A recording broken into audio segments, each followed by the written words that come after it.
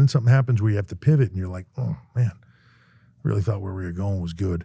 And there's sort of a bit of a validation in there of fans being like, no, like you can't deviate off this. I've bought into this story. I'm in this now. Like you can't take a left turn all of a sudden in the middle of this thing that I'm so invested in. I'm not going to let you, right? And for them to be that passionate about it.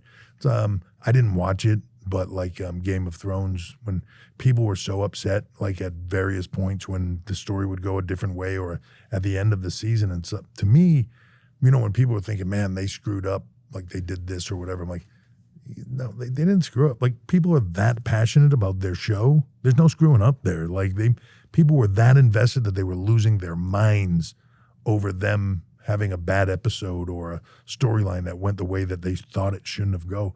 So when you see stuff like this where there's, especially when it's a storyline thing, like this was a storyline thing that shifted, like that's not screwing up. That's letting you know the story you were doing was working massively and let's figure out how to capitalize on that now, Not to be too corny, but as a fan, it must feel really empowering to know that you have an influence live on how your favorite company makes its product. That's insane. Look, I think it's whether you cheer or boo, it's being heard. Yeah, I think that it's one of the success points of WWE, right? Like any other sport or live thing that's happening, like you can boo and cheer. You can go to a sporting event and boo and cheer all you want. At the end of the day, it doesn't matter. Yeah. Knockout's going to happen. Knockout's going to happen. Yeah. Doesn't matter you like the guy, don't like the guy, right? You just either pick the right team or the wrong team.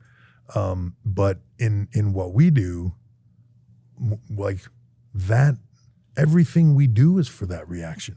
It's all built on that, right? When you get in the ring, everything you do is built on getting the biggest reaction throughout that match that you can.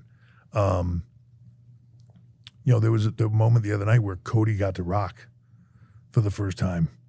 And for me, like, it was the one moment in that whole thing I just couldn't wait for. Like, I was like, and because I approach a lot of this sometimes, I was a heel for most of my career, right? So, like, I look at it as that's that moment where you've built up all this heat and then you give them a taste of what it can be like if they get to you and they lose their minds. Like, that's the magic. That's what you work towards.